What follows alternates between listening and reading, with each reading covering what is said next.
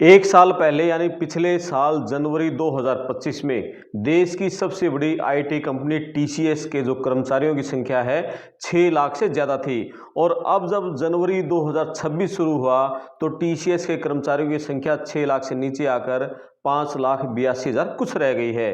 तो यानी कि पिछले एक साल में बड़ी संख्या में टीसीएस ने अपने कर्मचारियों को हटाया है और ये जो ले ऑफ है ये अब नए साल में और तेजी से बढ़ेगा।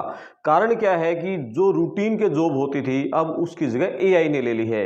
टीसीएस में एक युवा इंजीनियर से बात हुई जिसने दिल्ली एनआईटी से कंप्यूटर साइंस की पढ़ाई करके और लगभग 1.5 साल पहले टीसीएस में जॉब हासिल की है और बेंगलुरु में वो जॉब कर रहा है। तो उसने बताया कि पिछले जो 2 क्वार्टर गए हैं अभी 2025 के, उन 2 क्वार्टर में बड़ी संख्या में लोगों को नौकरियों से हटाया गया है। तो उन्होंने बताया कि नौकरियों से अब भी हटाया जा रहा है, लेकिन अब साइलेंट तरीके से कुछ कुछ नौकरियां हटाई जा रही हैं। और अभी जो अप्रैल आएगा, नया जो फाइनेंशियल क्वार्टर शुरू होगा, नया वित्त वर्ष, उसमें एकदम फिर ज़्यादा छटनियां होंगी।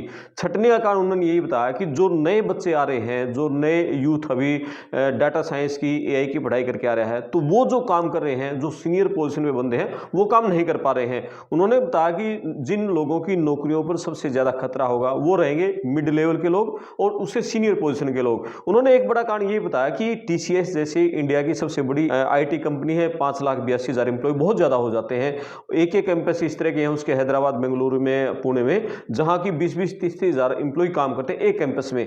तो बोले जो सीनियर लेवल के लोग हैं वो उनकी जॉब को हो गए 20 साल, 25 साल, 30 साल। यानी कि टीसीएस एक ऐसा प्लेटफॉर्म जिसको इंजीनियर लोग ये कहते थे कि सरकारी जॉब है एक तरीके से। आप टीसीएस में नौकरी लग गए तो फिर आप पूरी उम्र रिटायर हो जाओगे, आपको नौकरी से नहीं हटाया जाएगा।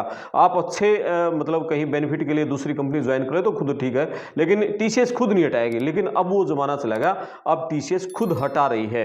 तो अब निशाने पर उन्होंने ये बताया कि जो सीनियर पोजीशन पे है, मिड लेवल पे है, वो ऊपर मैनेजर लेवल पे जो लोग हैं वो ऊपर वाले जो अधिकारियों की नजरों में रहते हैं। उनके नीचे जो लेयर में मान लिया किसी के नीचे 150 बंदे हैं, किसी के नीचे 200 बंदे हैं, उनके एक बंदे को जानते हैं और नीचे 150 को नहीं जानते। उनके ऊपर टारगेट रहता है कि आपके नीचे जो 150 लोगों की टीम है वो उसकी क्या परफॉर्मेंस रही है।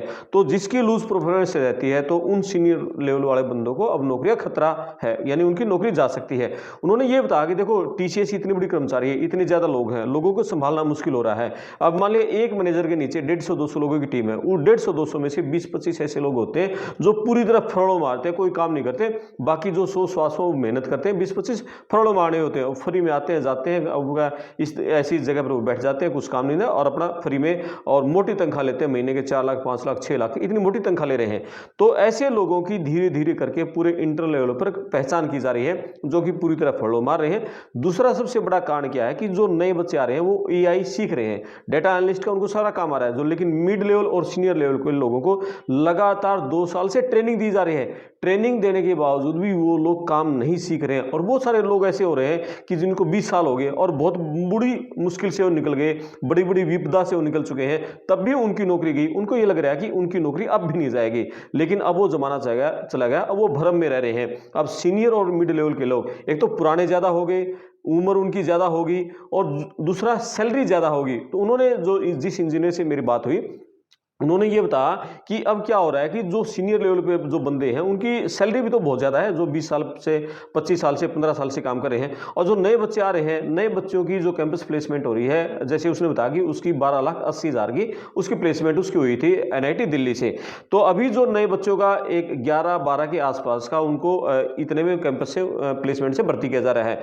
और 1 साल के 2 साल की उनकी जब ट्रेनिंग पूरी जाती है, प्रोबेशन पीरियड पूरा हो जाता है, उसमें उनको फिर मतलब 28-30 लाख दे दिया जाता है। कोई कोई बहुत अच्छा रहता है तो उसको 40-50 लाख भी 2 साल के अंदर ही कर दिया जाता है, यानी इतना जंप उसको दे दिया जाता है। अब वो जो है नया लड़का है वो एआई में मास्टर है, वो यानी 10 लोगों का काम वो एक बंदा कर रहा है, उसको सैलरी भी अच्छी जम दे रही है। लेकिन जो मिड लेवल और सीनियर लेवल पे ट्रेनिंग देने के बावजूद वो लोग काम नहीं कर पा रहे इतना। तो इसके चलते जो ऊपर वाले लोग हैं उनकी जॉब को ज्यादा खतरा है।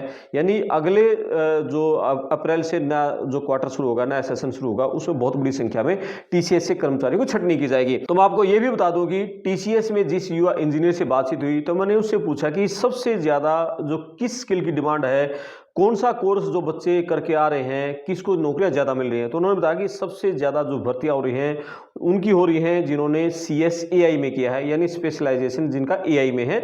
और उसके बाद जो सेकंड पोजीशन है वो डाटा एनालिस्ट वालों की है जिन्होंने डाटा एनालिस्ट किया है, और तीसरी सॉफ्टवेयर इंजीनियर की है, और उसके बाद थोड़ी थोड़ी सबसे भर्ती हो रही है। लेकिन सबसे ज़्यादा AI, सेकंड नंबर पे आपका डाटा एनालिस्ट, तीसरे नंबर पे सॉफ्टवेयर इंजीनियर, और फिर थोड़ी थोड़ी सबकी हो रही है। तो ये मतलब नया एक कल्चर अभी जो कंपनियों में हो गया है। पहले तो सीधा ये होता था भाई कंप्यूटर साइंस करते थे, कंप्यूटर साइंस इंजीनियर कर रखिए, लेकिन अब एक एक फील्ड की जो स्पेशलाइजेशन हुई है उसके चलते कंपनियों में जो नौकरियां हैं वो भी बदल गई हैं, पूरा वर्क कल्चर बदल गया है। और उन्होंने एक बार ये भी बताया कि अब कंपनियों पर जो प्रॉफिट का दबाव बढ़ रहा है उसके चलते भी नौकरियों से हटा जा रहा है, क्योंकि कंपनियां जो आंकड़े पेश कर रही हैं उसमें लगातार ये दिखा रही हैं कि हमारा प्रॉफिट 10% कम हो गया, 15% कम हो गया। तो उस प्रॉफिट के ऊपर जो हाई लेवल के कर्मचारी हैं उन पर प्रेशर पड़ रहा है, तो उस प्रॉफिट पर और ज़्यादा कम ना हो जाए उसके चलते भी जो नई हायरिंग पे कम कर दिया गया है, या नई हायरिंग हो रही है तो स्मार्ट हायरिंग हो रही है। बिल्कुल जो जिसकी जरूरत होती है, जिस प्रोजेक्ट पे जितने लोगों की जरूरत है सिर्फ उतनों को भर्ती किया जा रहा है, और पुराने लोगों को धीरे धीरे कम किया जा रहा है, ताकि जो लोगों की सैलरी ज़्यादा हो चुकी है, जो ज़्यादा समय से काम कर रहे हैं, उनको नौकरी से हटा दिया जाए और एक मोटी जो बचत है वो की जा सके। तो इस तरह का वर्क कल्चर कंपनियों पर में शुरू है, यानी कि जो मिड और सीनियर लेवल के लोग हैं उनकी नौकरियों पर जो बहुत ज़्यादा खतरा रहेगा। भविष्य की टेक्नोलॉजी से जो जुड़ी स्किल है, जिनके पास वो स्किल रहेगी, वो आसानी से अपनी नौकरियां बचा पाएंगे और वही नई नौकरियां ले पाएंगे। अभी उन्होंने एक और खास बात ये बताई कि अभी जो TCS का जो मोस्टली जो बड़ा क्लाइंट है वो सारा विदेशी है, अमेरिकन है या दूसरे यूरोपियन कंट्री का है। तो वहाँ अब जो छुट्टियां चल रही हैं, जैसे पूरा आधा दिसंबर चला गया और पूरा जनवरी चला गया, फरवरी में वो लोग ड्यूटी पे आएंगे, उसमें काम शुरू होगा। वहाँ जो क्रिसमस की, नए साल की, वो पूरा ये हॉलीडे वहाँ रहता है और ठंड उसमें वहाँ रहती है। तो जैसे वो फरवरी में आएंगे तब उसमें काम शुरू होगा। तो इसके चलते जैसे वहाँ ठंडा है तो उसके चलते भी यहाँ बिल्कुल मार्केट में ठंडा है। दूसरा एक और बड़ी बात उन्होंने बताई कि अमेरिका में जो इकोनॉमिक स्लो डाउन है, वहाँ नौकरियों में कमी आ रही है, वहाँ की जो इकोनॉमिक डाउन हो रही है उसके चलते भी यहाँ अब नई नौकरियां नहीं हो पाएंगी, नई नौकरियां कम लगेंगी। और जब वहाँ से जब इकोनॉमिक स्लो डाउन होगा, वहाँ से हमें कॉन्ट्रैक्ट कम मिलेंगे, तो नेचुरली फिर इधर भी जो लोगों की नौकरियां ज़्यादा जाएंगी। यानी अमेरिका में जो आर्थिक मंदी का दौर शुरू हो चुका है उसका नुकसान हमारे यहाँ IT सेक्टर पर पड़ेगा। हालांकि अभी पिछले कुछ आंकड़े ये बताए हैं कि जैसे विप्रो कंपनी है, इन्फोसिस है, वहाँ उनमें कर्मचारियों की संख्या बढ़ी है, लेकिन उसका कारण उन्होंने ये बताया, मैंने उनसे पूछा भाई एक तरफ से कुछ आंकड़े ये आ रहे हैं कि इन्फोसिस विप्रो में संख्या बढ़ गई, तो उन्होंने कहा कि उनके पास कुछ ऐसे कॉन्ट्रैक्ट उनको मिल गए होंगे कि जिसके चलते जहां ह्यूमन लेवल पे लोगों की ज़्यादा जरूरत होगी और वो AI से ऑलरेडी एडवांस स्किल होंगे, तो वहां इसलिए उन्होंने लोगों को भर्ती कर लिया। लेकिन अब जो नए जितने भी नए प्रोजेक्ट आ रहे हैं वहां AI से काम ज़्यादा हो रहा है और ह्यूमन लेवल के ह्यूमन आदमियों की जरूरत उसमें कम पड़ रही है। तो इसके चलते अब बड़ी संख्या में लोगों की छटनियां और भर्तियां कम होंगी। लेकिन अब एक और बड़ी बात हो रही है कि हमारे जैसे अभी मैं 2 साल पहले की बात बताऊं, 2 साल पहले मेरे शहर में, हरियाणा में, जींद में एक कोचिंग इंस्टीट्यूट है, कोचिंग इंस्टीट्यूट का रिजल्ट आया, IIT का रिजल्ट आया। तो वहाँ के जो हेड है, टीचर है, उन्होंने वो फिजिक्स के उन्होंने इनवाइट किया कि एक बार आओ, जो हमारे टॉपर बच्चे उनसे एक बार मुलाकात कर लीजिए। तो मैं जितने भी बच्चे थे सबसे बातचीत हुई, तो सबसे पूछा कि आगे अब क्या करोगे, कौन सी स्ट्रीम लेनी है। वहाँ जितने बच्चे थे एक भी बच्चा मिस नहीं हुआ जिसने कुछ अलग लिया। सबने कहा कि CS कहाँ जाना है, CS first choice, CS computer science, computer science, computer science. सभी बच्चे कंप्यूटर साइंस में जा रहे हैं। अब जो पूरे इंडिया में ये सारे बच्चे जो होड़ लगी हुई थी कंप्यूटर साइंस की, लेकिन AI में सारी नौकरियां खा रहा है, ये बच्चे करेंगे क्या।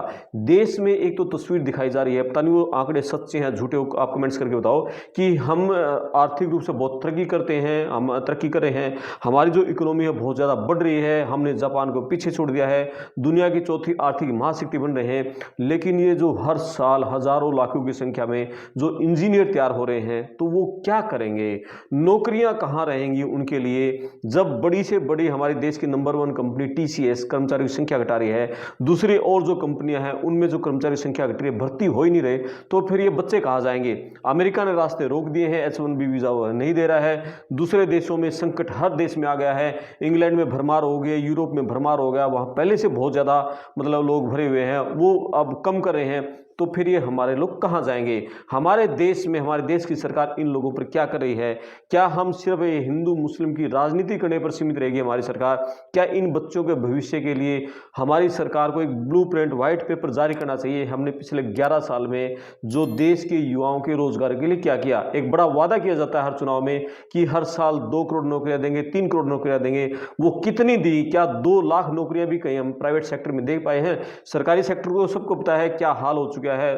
जगह खाली पड़ी है, पोस्ट खाली पड़ी है, सरकारें भर्तियां नहीं कर पा रही हैं। कहीं उनको ज़्यादा सैलरी ना देनी पड़े और उन पोस्टों को धीरे धीरे खत्म किया जा रहा है। और प्राइवेट सेक्टर की हम ऐसा माहौल नहीं बना पा रहे हैं जिससे कि प्राइवेट सेक्टर में इन्वेस्टमेंट हो और नौकरियां आ जाएं। अभी विदेशी हमारी नीति का डंका बिल्कुल बजाया जा रहा था, लेकिन विदेशी जो निवेश है हमारे देश में जीरो हो चुका है। तो ये सारा कुछ है, यानी कि जो इंजीनियर नए बन रहे हैं उनके लिए आगे की राह बहुत मुश्किल होने वाली है।